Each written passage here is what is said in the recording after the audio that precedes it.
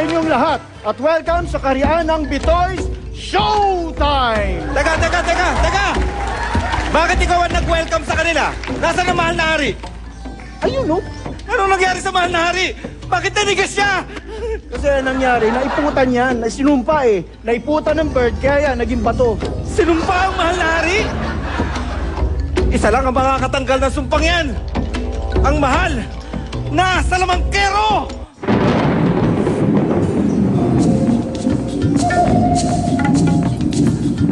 Ako ba ang kailangan ninyo? Narinig ko na tinawag nyo ang pangalan ko. Ano ang problema? Naging bato mo ang mahal na hari, eh, oh. Kailangan maibalik niyo siya sa normal. Kailangan obserbahan ko siya.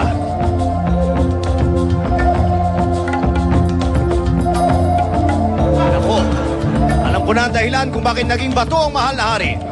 Naging bato siya dahil nababato siya. Kailangan niyang maaliw para mawala ang sumpa. Wait. Ganun ba? Sasayawan ko siya para maaliw siya tapos mawala yung sumpa. Sasayawan mo? Aba, sige.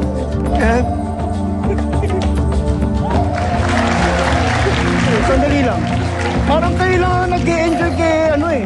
Sorry kasi hindi ako magaling sumayaw. Pero yung sister ko, sobrang galing sumayaw. Younger sister ko. Meron kang kapatid na mas bata sa'yo na mas magaling sumayaw? Oo, meron. Narinig niyo yun? Narinig niyo yun? O sige. Papasukin na yung sister na yan.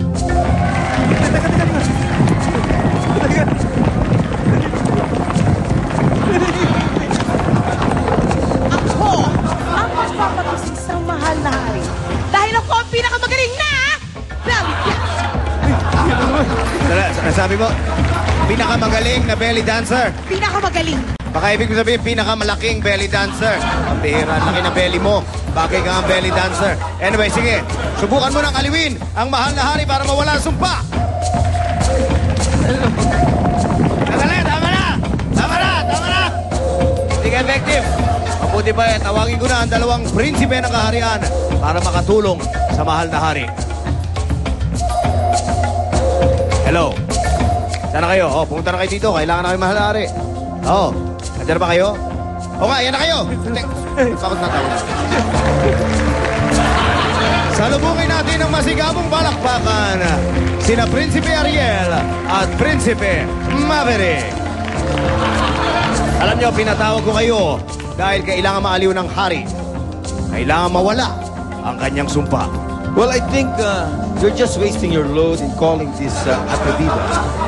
Dahil 100% akong sinisiguro ko sa inyo na ibabasura nyo lang ang lahat na makikita nyo sa kanila pag nakita nyo ang nag-umapaw, naggilas ng mga bida. Diyan ka nagkakamali, Prinsipe Ropor. Prinsipe Maverick is in the house. Dahil hindi na kailangan yung mga bidas mo pag nakita mo tong mga lineup ng atrebidas ko. Atrevida! Aba, mukhang maaga pa lang nagkakainita na ang dalawang prinsipeng ito. Chester, mabuti pa pakilala mo na ang ating mga bidas. Ito na ba ang tatlong bidas natin? Sina Boy Lutang, Lady Gaga, at Aling Akyat. Maraming salamat, Chester. Ngayon naman ipakilala mo ang mga atrebidas na hamon at sino ang hahamunin nila. Mula sa kaharian ng Las Piñas, narito si Boy Please at ang hinahamon niya ay si Boy Lutang.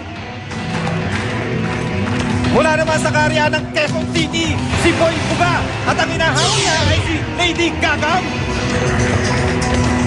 At mula naman sa kaharian ng Lipa City, narito si Boy Patong at ang hinahamon naman niya ay si Aning Akyat. Mukhang maganda ang makikilabanan sa talbugan na yan, ha? Hindi ba? Yesterday once more. Bibigyan kayo ng sample dito kay Boy Lutang. Wala lang pong kontra. May mga caps na, pabihira. Ayan. Nakita nyo, partida na yan, mag-aang pa ako. Well, tandaan nyo to, si Boy Lutang, pag saan tumapak dito, na hindi mapipipi ng kakatitin. Wala yan. Nakikita nyo ba itong mga to? Ha? Isasalansan. Ito ni Boy Bilis. Kasing bilis ng kidlat. Parang ganito.